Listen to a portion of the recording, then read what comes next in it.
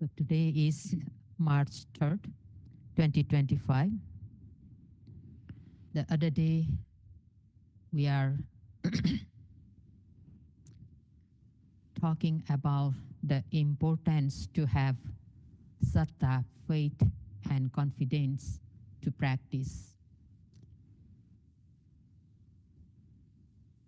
Knowing the benefits of the practice when the sattva, faith, and confidence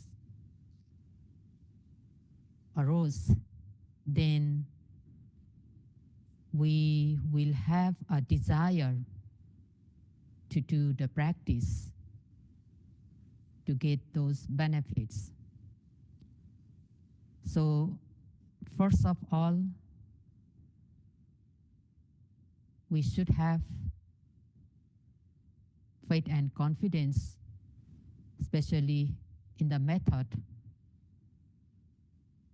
in the Satipatthana practice, and then we should have a desire to do the practice. And then only we will come to the meditation center to do the actual practice. So before we come to the center, the two things, sattva, faith and confidence, and desire, chanda, these two things should be there. So when we come to the center, and after listening the method of practice, how to do the actual practice, after listening the method, the instructions, then we start to do the actual practice. And a person who is doing the actual practice, following all the instructions given, is called yogi.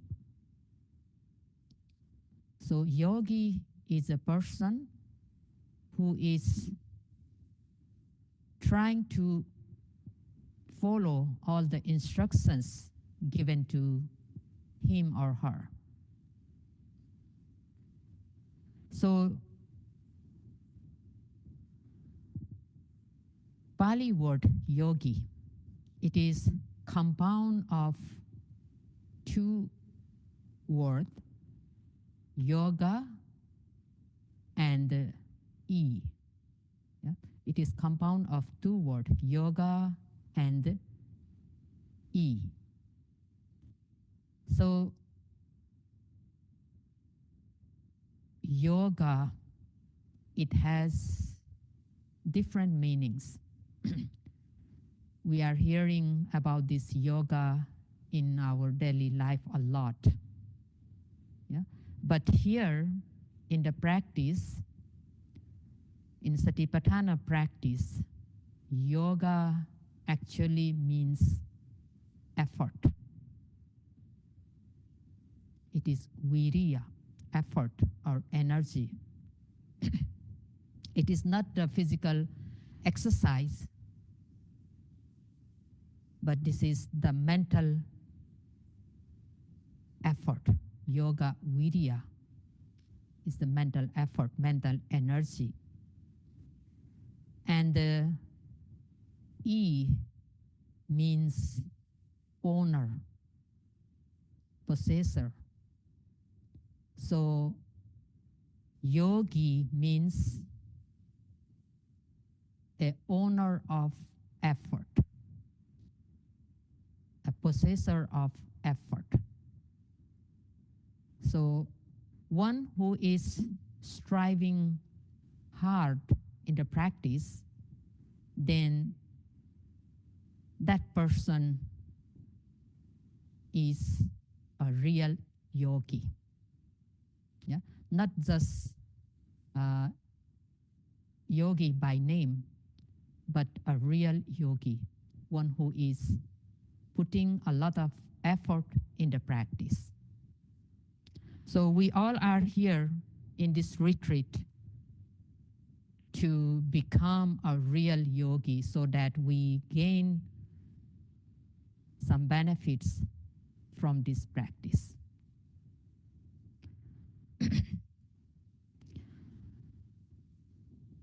Yoga, which is effort, the Pali, another Pali word for this yoga effort is Viriya. Yeah? Viriya. Viriya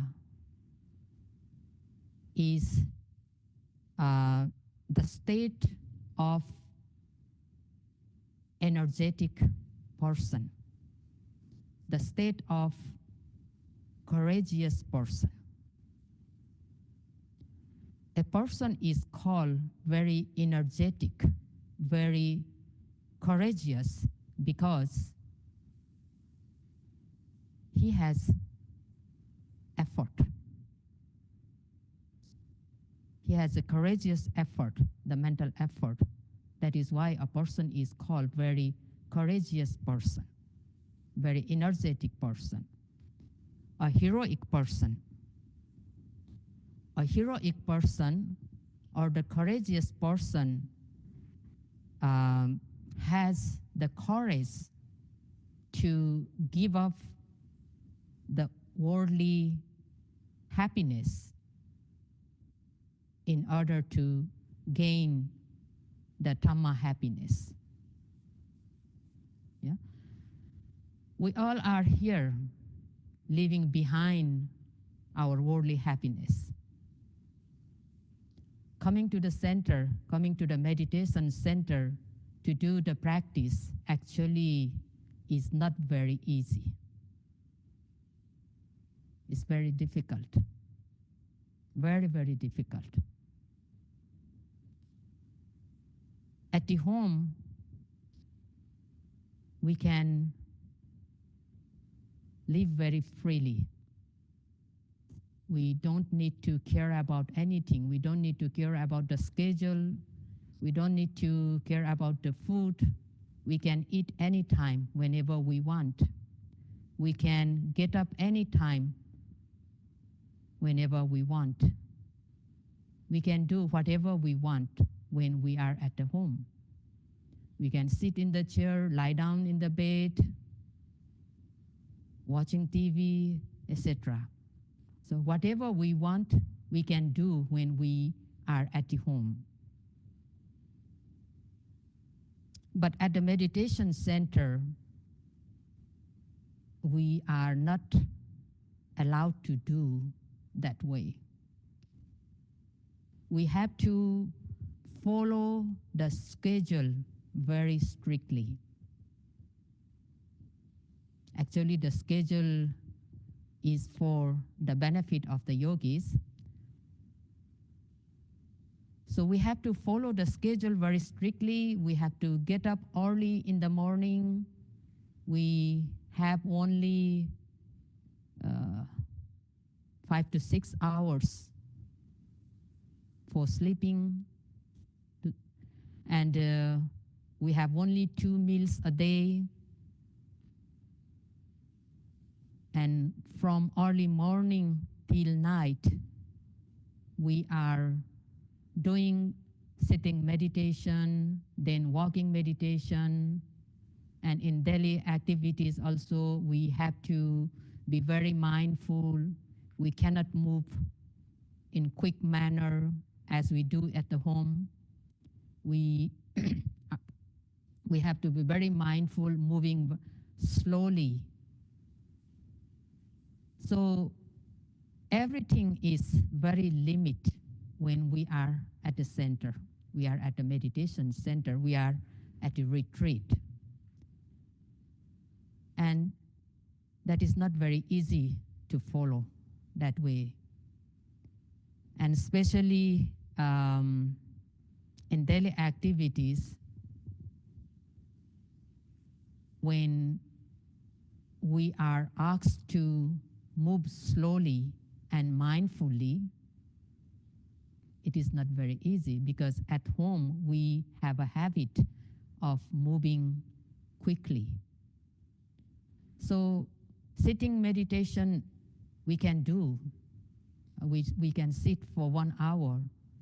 And walking meditation also we can do walking meditation, because it is the time to do the walking meditation. But in daily activities, it is very difficult to control ourselves. We just want to go fast. If we don't have a patience, then we cannot move slowly. The physical activities we cannot do slowly if we are not patient. So actually, coming to the retreat itself is very difficult. And we know that it's going to be difficult when we are at the meditation center, but we still come to the center.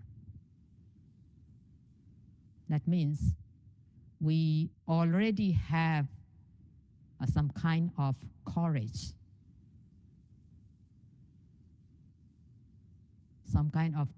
to face the difficulties that we are going to have. So somehow we are already yogi. We are already yogi. We have that courageous effort already. And after coming from the center, we are trying our best to follow the schedule, to follow the instructions. So we are quite brave. Yeah?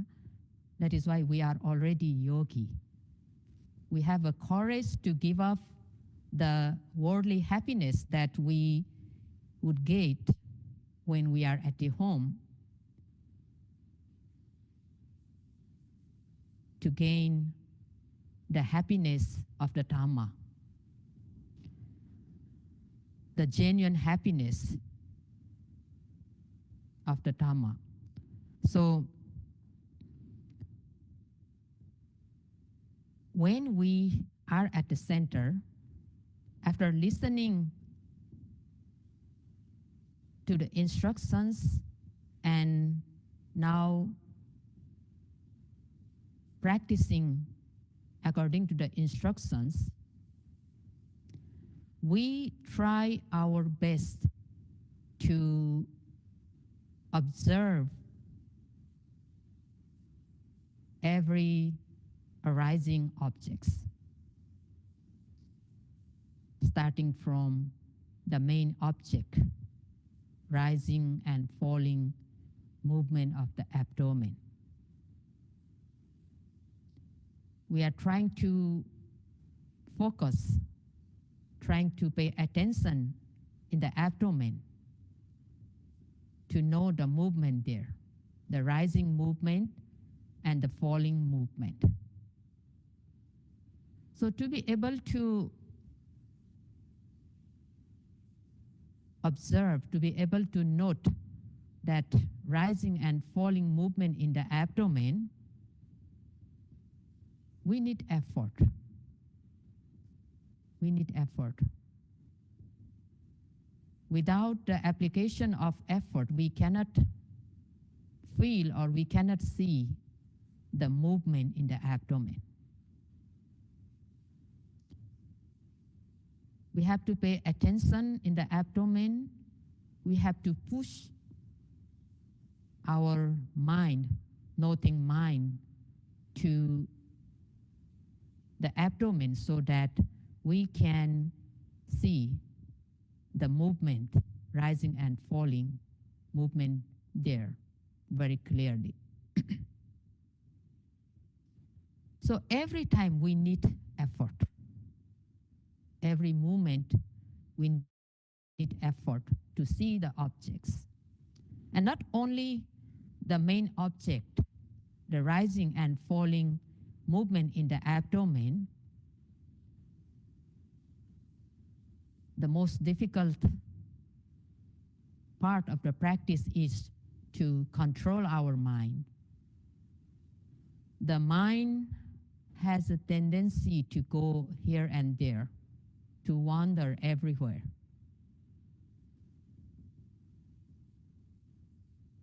If there is no effort, then we will not realize, we will not notice this wandering mind. We will not notice that wandering mind, that the mind thinking this and that, fantasizing, imagining. We will not realize, we will not notice, because the effort is not there, or the effort is not enough. So to be able to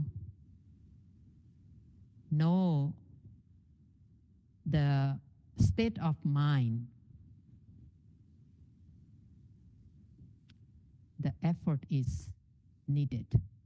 There should be an effort so that we can see the nature of mind clearly, whether the mind is wandering somewhere or whether the mind is focusing on the primary object, rising and falling movement in the abdomen. So when we cannot see the movement in the abdomen clearly, and when we cannot know the state of mind, what the mind is doing, and when time passes on, we become very lazy because everything is very blurred, not clear. The rising and falling movement also not clear. The mind also not clear. We don't know what's happening in the mind. If we come to know only later, we come to notice the mind. And when this type of things happen again and again, we feel not interested in the practice. We become lazy, don't want to continue practice. We feel very bored. So those things happens because the courageous effort is not applied in the practice. If we apply the courageous effort, we can note the rising and falling movement, and also we can see the state of mind very clearly. It is not like that the mind will always stay with the primary object. It is not like that. The mind will all the time stick with the primary object, rising and falling movement. Because the mind has a tendency to go very far. Durangamang, the Buddha said, Durangamang, mind has a tendency to go very far. It travels alone. Mind does not need any companion to travel. It travels alone. It can go anywhere. So definitely the mind will goes here and there. The mind wanders. But when we have effort, Viriya or yoga, we can notice that wandering mind very quickly. We can notice that wandering mind very quickly, and we can note or observe that wandering mind. So the effort is very crucial in Satipatthana practice, that practice which leads us to the genuine happiness. The effort is very crucial. So a person who has that effort is called yogi, and we all are here to become a real yogi. And this Viriya or yoga can be of 3 levels. The 3 levels of Viriya. The first one is Arambha Dhatu in Pali. It is the initial effort. And the second one is Nikkama Dhatu, that is boosted effort. And third one is Parakama Dhatu, that is culminating effort. And that effort, with that effort, we will reach to our destination. We will reach to our goal. So that is Parakama Dhatu, culminating effort. So among these 3 types of effort, when we first come to the center, when we arrive at the center, we listen the instructions, and now we do the actual practice. From that very moment, we already have that initial effort, the Arambha Dhatu. We are trying to note, trying to observe all the physical and mental phenomena occurring in our body and mind. So initial effort is there. We are trying to note from the rising and falling movement and other different objects, the wandering mind, and also when we have some painful sensations and other sensations in the body, when we hear something, when we have some visual objects. So everything we try to note, try to observe one by one with this effort. So in sitting meditation, as we are focusing on the primary object and other secondary objects with this initial effort, in walking meditation too, we are focusing on our leg movements, right, left, lifting, placing, lifting, moving, placing. So every steps in doing walking meditation, we are trying to observe it with this initial effort. Yeah. So person who has this initial effort is also called a yogi, because he's trying very hard to note every objects arising at that very present moment. We are noting the objects occurring at the present moment, not the past objects and not the future one, the present, the presently arising objects, focusing it. So when we try to note those presently arising objects with effort, then the noting mind will reach to that object and we come to know about the object noted. If we cannot put effort, if we don't put effort, then the noting mind will not reach to the object. The noting mind will not reach to the object. So effort is very crucial in noting the objects.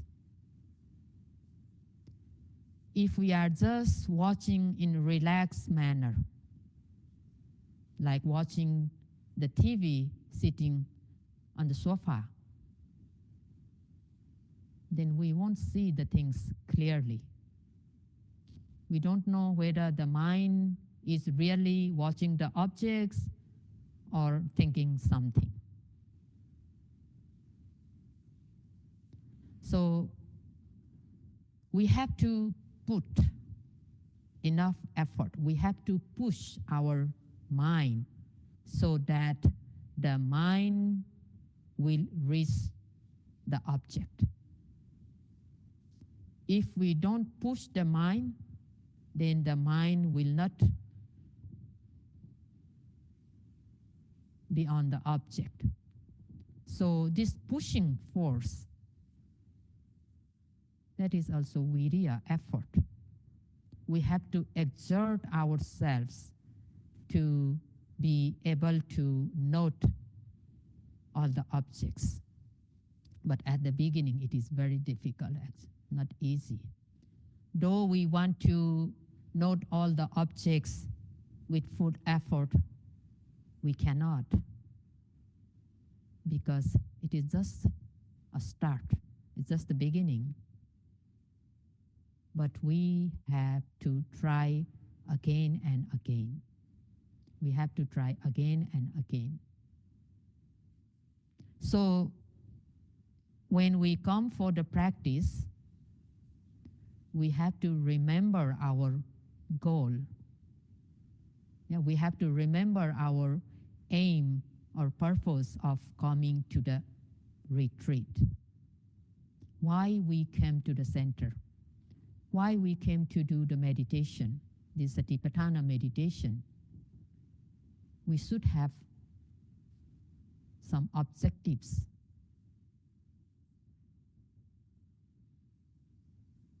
If we do not have any goal, then we behave in casual manner. We behave casually. We don't put effort. We just work in easy manner. We don't want to exert effort if we don't have a goal.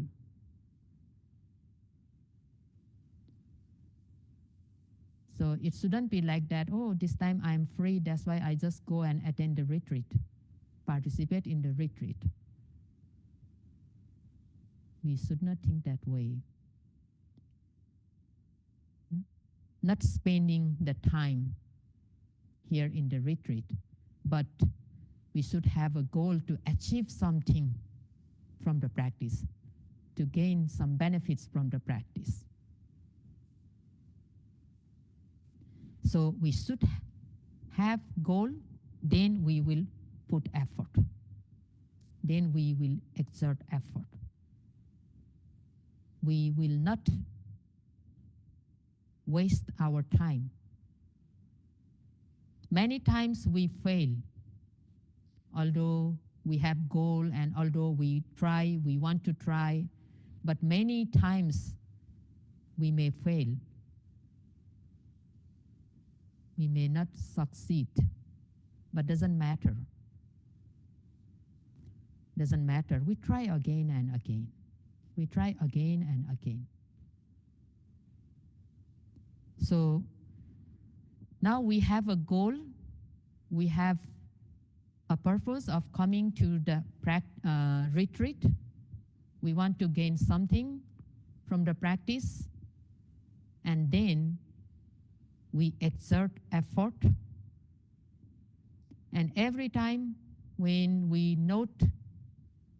try to observe the objects arising in that very present moment, that means we are possessing the initial effort, and we are yogi, the owner of the initial effort. Again, when noting the objects, just now we said we need to push our mind towards the object so that the mind reads the object and know the nature of the object. But only pushing force is not enough. Yeah? Only pushing force, the Viriya effort, is not enough. We should aim the object also. We should focus the object. Because sometimes the effort,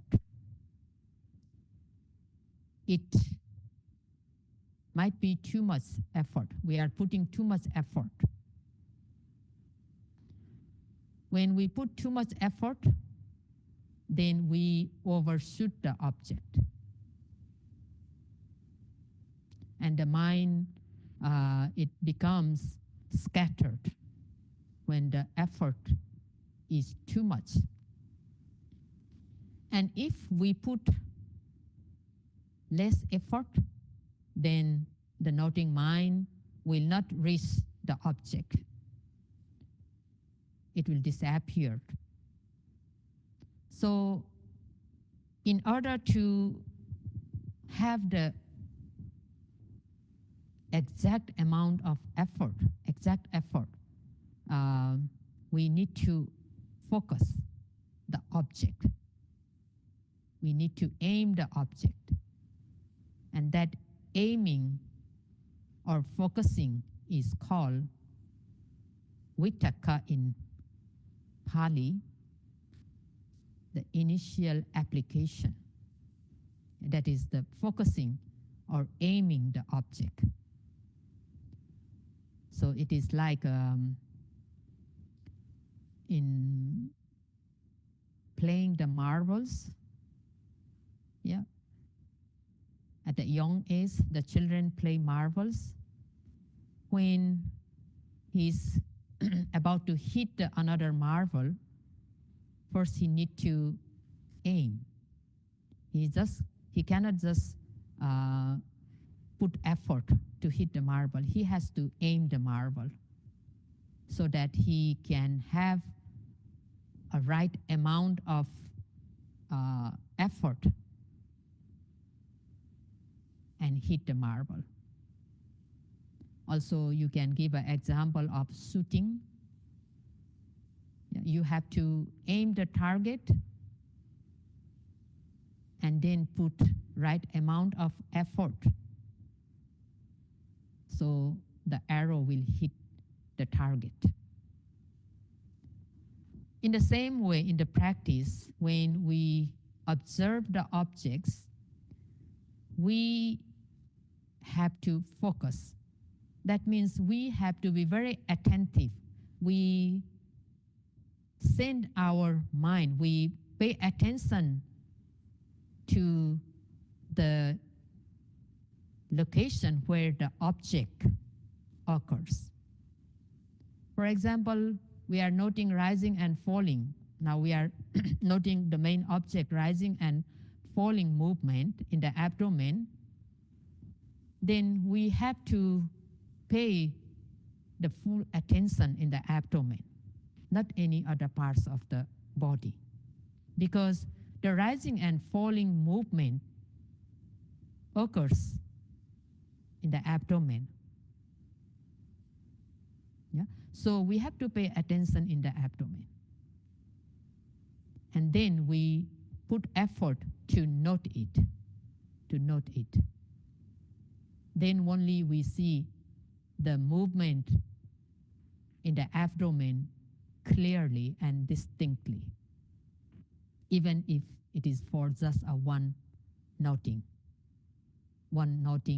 of rising and one noting of falling. But the observation will be very clear and distinct. So this paying attention is somehow is a focusing. If you are noting the pain, for example, the pain occurs in the legs. So which area the pain occurs, we have to focus there. We have to pay attention there and then note that pain as a pain, so that we come to know the nature of pain very distinctly, very clearly. Therefore, in observing the objects, effort alone is not enough. We have to aim, we have to pay attention, so that we will have a right amount of effort and we see the objects more clearly. These two mental factors, the effort and aiming, is very essential, especially at the beginning of the practice. Putting effort that way, observing the objects one after another, but sometimes the mind becomes dull. The mind becomes dull. At the beginning of the sitting, maybe the mind is very active, very alert, very energetic. But when time passes on, the mind, it becomes dull, inactive.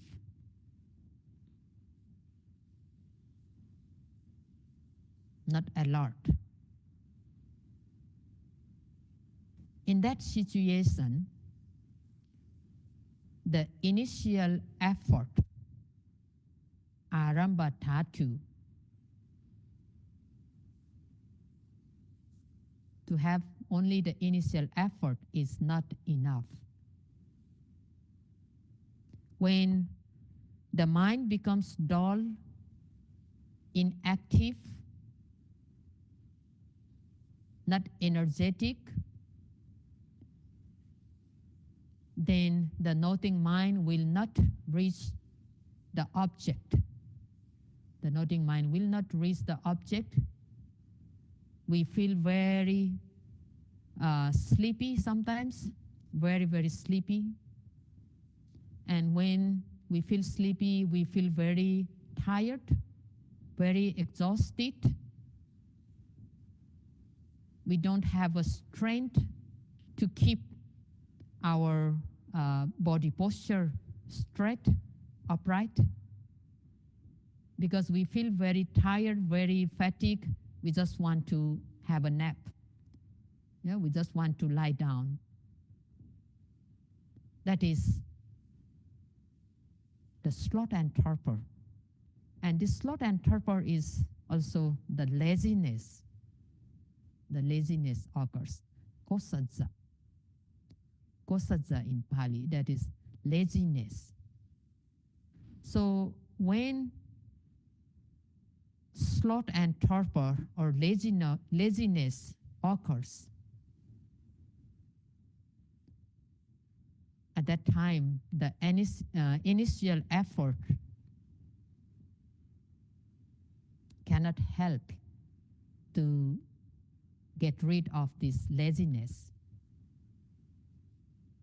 At that time, we need more effort. we need to boost the effort. We need to boost effort.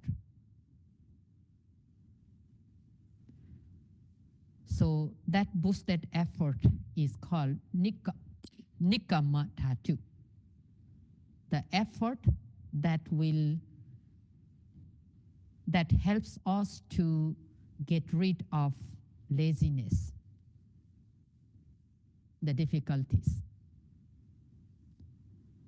Not only sleep, sloth and torpor, sometimes the mind becomes very bored. The mind, we lose the interest in the practice because we are having so much difficulties in the practice. Sitting for 1 hour is not so easy. Cannot focus on the main object and cannot focus on the other secondary objects. We are expecting something new in the practice, but we don't experience that. We are hoping to gain new experiences all the time, but we don't see any changes in the practice. We are having the same experience all the time, and at that time we lose interest in the practice, and we don't want to continue the practice. We become lazy. The mind becomes very lazy in noting the objects. Although we do sitting meditation, although we do walking meditation, but we do in just a casual manner, not very interestingly observing those objects. So in order to get out from that laziness, we also need that boosted effort, nikama dhatu. When we become lazy, we have to note that lazy mind, lazy. When we feel very tired, we focus on that tired feeling and note it as tired. When we feel very fatigued, we focus on that feeling and note it as fatigue. Continuously note until it disappeared. So in order to get rid of this laziness, sloth and torpor, we need to boost up effort, and that is called nikama dhatu. And when a yogi can boost effort, then he becomes a real yogi again, the owner of nikama dhatu, boosted effort. And after boosting the effort and one now become able to overcome this sloth and torpor, laziness, he feel very energetic, very fresh, and now he can see, he can note the objects very clearly, very distinctly. At that situation also, he just need to continue practice with the effort until he reaches the destination. And that type of effort is the parakama dhatu, culminating effort. But at the beginning, we should have the initial effort. Try to note every arising objects, starting from the main object in sitting meditation, rising and falling movement of the abdomen. When noting rising and falling movement of the abdomen and you don't have any painful sensations, but many wandering mind, many thoughts occurring, sometimes you notice the thoughts and note it for a few times and immediately come back to the rising and falling movement. And sometimes just noting rising and falling movement seems too easy. And so the mind wanders a lot because it is easy. When it is easy, we don't put much effort. So the mind wanders a lot. In that case, you try to increase the number of objects, not just the two objects rising and falling. You can add another two, sitting and touching. Rising, falling, sitting, touching, to increase the effort.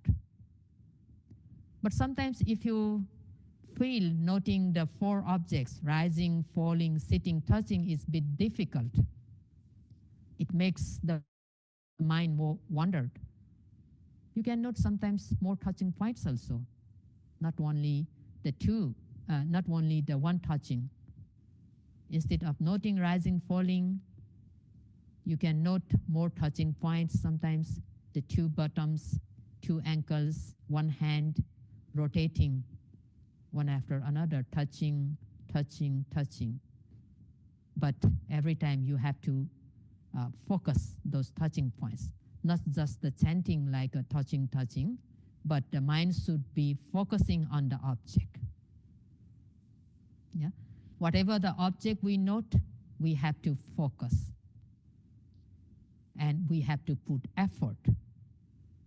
If the effort decreases, then the noting just becomes like a chanting.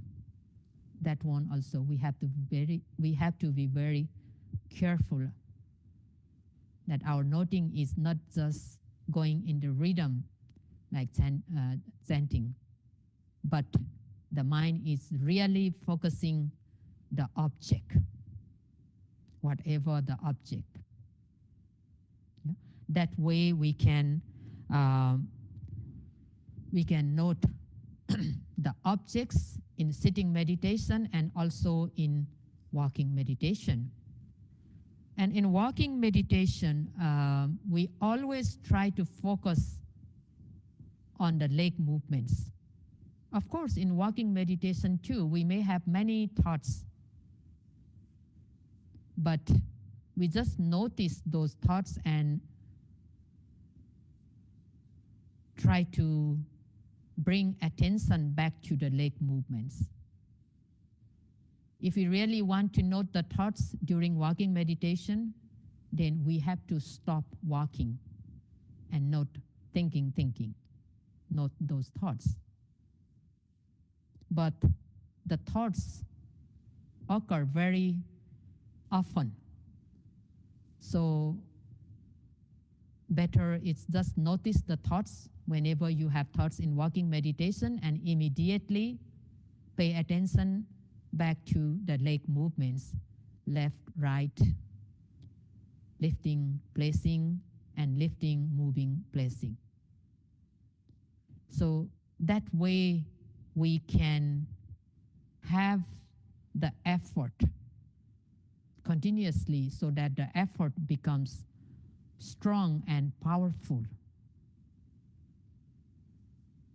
At the beginning, it might be very low effort. We may have a very low effort, but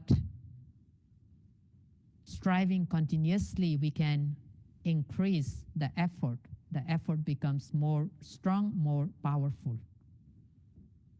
So that way we can be the owner of effort, the owner of yoga, and become a real yogi. So this will be continued tomorrow. That's all for today.